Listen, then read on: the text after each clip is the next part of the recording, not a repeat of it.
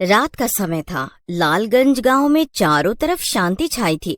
उसी समय अंधेरे में एक साया जल्दी जल्दी कहीं चला जा रहा था, लेकिन जैसे ही वो गांव के किनारे पहुंचता है, उसे उसी समय पीछे से एक आदमी रोकता है और बोलता है, कौन हो तुम और कहाँ जा रहे हो? तुम्हें पता है ना इस गांव से रात में बाहर जाना मना है, फिर भी तुम जा रहे हो? उस आदमी की बात सुनकर साया पलटता है। वो साया कोई और नहीं बल्कि गांव में नया नया आया राजू बैंड वाला था। राजू बैंड वाला उस आदमी की बात सुनकर बोलता है, भाई साहब, आपने तो मेरी जान ही निकाल दी। भला ऐसे भी कोई रोकता है किसी को? मुझे रात में कहीं बैंड बजाने जाना है, मैं वहीं जा रहा हूँ। लेकिन उस आदमी पर राजू बैंड वाले की बात का कोई प्रभाव नहीं पड़ता और वो गुस्से में बोलता है, तुम कोई भी हो और कहीं भी जा रहे हो, इस गांव के नियमों के हिसाब से तुम रात में गांव से बाहर नहीं जा सकते, इसीलिए तुम्हें वापस जाना होगा। राजू अपने से लंबे और चौड़े आदमी को देखकर घबरा जाता है और वापस लौटने में ही समझदारी समझता है। अभी तो चलता हूँ, कल से दूसरे चोर रास्ते से निकल जाऊंगा। ये भीमसेन हर जगह थोड़ी खड़ा होगा। ऐसा कहकर राजू वहाँ से चला जाता है और अगली रात को दूसरे चोर रास्ते से निकल जाता है। ये गांव वाले भी कितने मूर्ख हैं, इनको कोई भी आसानी से मूर्ख बना सकता है। चोर रास्तों पर तो इनका ध्यान ही नहीं होता है। बेवकूफ कहीं के। और वो खली के जैसा दिखने वाला अपने आप को बहुत चालाक समझ रहा था। अगली सुबह गांव वाले उठते हैं और राजू के घर के बाहर उसकी पत्नी रमा को रोते हुए देखते हैं। उसी समय वहाँ सरपंच जी आ जाते हैं और बोलते हैं, अरे ये राजू बैंड वाले की घरवाली ऐसे रो क्यों रही है? क्या हुआ? कुछ नहीं सरपंच जी, इसका घरवाला राजू मेरे मना करने के बावजूद रात में इस गांव से बाहर निकला और मारा गया। ये तो बहुत ही बुरा हुआ भीमा, तुम्हें ध्यान रखना चाहिए था। तुम तो इस गांव के सबसे बलवान आदमी हो। मैं आपकी बात और गुस्सा दोनों समझता हूँ, लेकिन सरपंच जी, राजू किसी दूसरे चोर रास्ते से रात में चला गया और मारा गया, क्योंकि मैं तो मुख्य रास्ते पर ही पहरा देता हूँ। वो दोनों बातें कर ही रहे होते हैं कि तभी राजू के बूढ़े पिता रामलाल वहाँ आ जाते हैं और बोलते हैं, ये सब क्या हो गया सरपंच जी? मेरा बेटा कहाँ चला गया? उसे ढूंढिए ना, वो हमारा इकलौता सहारा था। अब हम आपके भरोसे हैं। रामलाल की बात सुनकर वहीं खड़े गांव के कुछ जवान लड़के, जिनके नाम सोनू और मणि होते हैं, बोलते हैं, चाचा जी, आप चिंता ना करो, हम गांव वाले मिलकर राजू भैया को ढूंढेंगे, क्योंकि अगर इसी तरह से गांव वाले रोज गायब होते रहे तो कुछ समय में इस गांव में एक भी आदमी नहीं रह जाएगा। फिर सोनू और मणि वहाँ से चले जाते हैं। मणि सोनू से बोलता है, सोनू भाई, आप गांव वालों से बोल तो आए हो कि लोगों को ढूंढोगे, लेकिन आपको पता है कि वो लोग कहाँ हो सकते हैं जो गायब हुए हैं? तुम्हारी बात में तो दम है, लेकिन मुझे न जाने क्यों लगता है लोगों को खो जाना जंगल में बहने वाली नदी से जुड़ा हुआ है। हम दोनों को उसी नदी के पास चलकर देखना चाहिए। फिर दोनों उस नदी के पास जाकर खड़े हो जाते हैं। दोनों काफी देर तक वहीं खड़े रहते हैं। उसी समय रात हो जाती है। सोनू को भूख लग जाती है। वो मणि से बोलता है, अरे मणि, मुझे भूख लग रही है, मैं कुछ खाने को देख कर आता हूँ। अगर तुझे यहाँ डर लग रहा है तो तू भी मेरे साथ आ सकता है। क्या बात कर रहे हो आप सोनू भाई? भला मैं क्यों डरने लगा? आप जाओ और कुछ खाने को लेकर आओ, मैं यहाँ इस जगह पर नजर रखता हूँ। फिर सोनू वहाँ से चला जाता है और मणि वहीं नदी के किनारे खड़ा होकर उसका इंतजार करने लगता है। थोड़ी देर बाद ही नदी में हलचल होने लगती है। अरे बाप रे, ये नदी में इतनी हलचल क्यों हो रही है? कहीं इस नदी में मगरमच्छ तो नहीं है? मुझे थोड़ा पीछे खड़ा हो जाना चाहिए। ऐसा कहकर मणि पीछे हो जाता है। उसी समय नदी में से एक बड़ा सा पंजा निकलता है और मणि को पकड़ लेता है।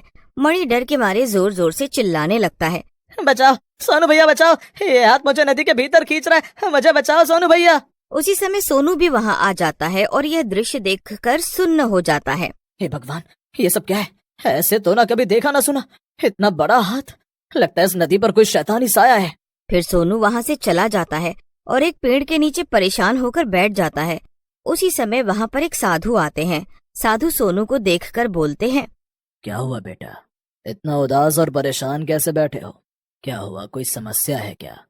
बाबा, आप यहाँ से जाओ, आप मेरी समस्या को नहीं सुलझा सकते। मेरे पास आपको देने के लिए कुछ भी नहीं है। बेटा, वैसे भी तू हम जैसे साधु को क्या दे देगा?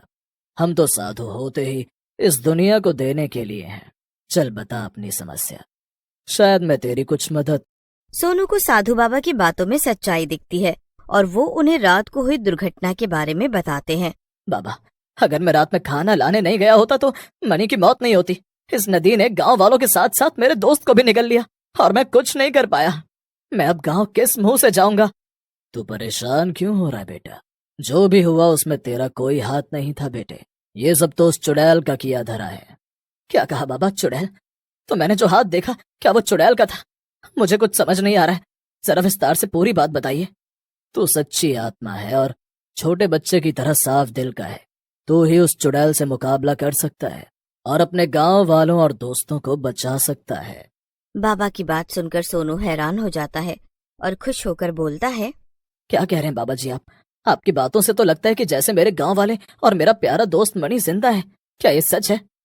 हाँ, ये सच है कि तुम्हारे दोस्त जिंदा हैं और खूनी चुड़ैल के चंगुल में हैं, लेकिन वो ज्यादा दिन जिंदा नहीं रहेंगे, क्योंकि आने वाली अमावस्या के दिन वो चुड़ैल उनको मार डालेगी, क्योंकि उसे लगता है कि अगर वो 100 इंसानों की बलि देगी तो वो अमर हो जाएगी। फिर तो बाबा मैं अभी जाता हूँ और उस चुड़ैल से अपने दोस्तों को छुड़ा कर लाता हूँ। मैंने इसीलिए तुम्हें प्यारा सा बच्चा बोला था बेटा, तुम उस चुड़ैल से अकेले नहीं लड़ सकते, तुम्हें अपने गांव वालों की मदद लेनी होगी। जाओ और अपने सरपंच को इस बारे में जाकर बताओ। फिर सोनू बाबा से आज्ञा लेकर गांव चला जाता है और सरपंच को बाबा के साथ हुई पूरी बात बताता है, जिसे सुनकर सरपंच बोलते हैं, अगर ये बात सही है तो पूरा गांव तुम्हारे साथ है, हम अपने गांव वालों को बचाने के लिए कुछ भी करेंगे। फिर सरपंच और सोनू गांव वालों के साथ मिलकर जंगल में चले जाते हैं। वहां उन्हें साधु बाबा ध्यान लगाए हुए दिखते हैं। सरपंच बाबा को पहचान जाते हैं और सोनू से बोलते हैं, अरे सोनू बेटा, ये तो बहुत बड़े संत हैं, ये तुम्हें कहाँ से मिल गए? इनके तो दर्शन से ही सारे पाप धुल जाते हैं।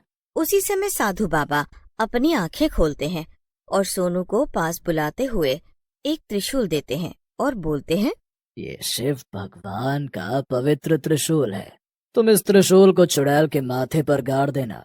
त्रिशूल लगते ही वो चुड़ैल मर जाएगी और गांव वाले उसके जादू से आजाद हो जाएंगे। जैसे ही सोनू त्रिशूल को पकड़ता है, वो साधु बाबा वहां से गायब हो जाते हैं। सरपंच जी, मैं अब उस चुड़ैल को बुलाने जा रहा हूँ, आप सब गांव वालों को लेकर छुप जाओ और जब मैं आपको इशारा करूंगा तब आप सब बाहर आकर चुड़ैल पर हमला कर देना। ऐसा कहकर सोनू नदी के किनारे जाता है और जोर से चिल्लाता है। सोनू के चिल्लाने पर नदी के पानी में हलचल होती है और वही खूनी हाथ बाहर आता है, लेकिन जैसे ही हाथ उसकी ओर बढ़ता है, वो पवित्र त्रिशूल को उस हाथ से छू देता है। जैसे ही वो उस हाथ को छूता है, हाथ जलने लगता है। साधु बाबा की जय हो, ये पवित्र त्रिशूल तो सच में बहुत ही ताकतवर है। जैसे ही हाथ जलता है, वहाँ पर एक देवता आ जाते हैं और सोनू को बोलते हैं, सोनू, तुम्हारा शुक्रिया, तुमने मुझे इस चुड़ैल के चंगुल से आजाद करा दिया। मैं तुम्हें आशीर्वाद देता हूँ कि तुम इस चुड़ैल से जीत जाओ और इंसानियत को बचाओ। ऐसा कहकर देवता गायब हो जाते हैं। उसी समय चुड़ैल भी गुस्से में बाहर आती है और बोलती है, कौन है वो दुष्ट जिसने मेरे जादू को तोड़ा? मैं उसकी जान ले लूंगी। अपने सामने खड़े सोनू को देख चुड़ैल हंसने लगती है। तो तू है वो जिसने मेरे जादू को तोड़ा? इंसानों की भी हिम्मत बढ़ गई है। चुड़ैल अपने जादू से सोनू को बांधने लगती है। ये देख गांव वाले अपने लाठी डंडों से चुड़ैल पर हमला कर देते हैं। सोनू चुड़ैल के चंगुल से आजाद हो जाता है। फिर सोनू चुड़ैल को त्रिशूल के माथे पर गाड़ देता है। अरे अरे मर गई रे, अरे मर गई। नास मिटो, तुम सबने मिलकर मेरे किए कराए पर पानी फेर दिया रे। हाय रे हाय, मर गई। चुड़ैल नीचे गिरकर मर जाती है और मणि और बाकी के गांव वाले चुड़ैल के जादू से आजाद हो जाते हैं।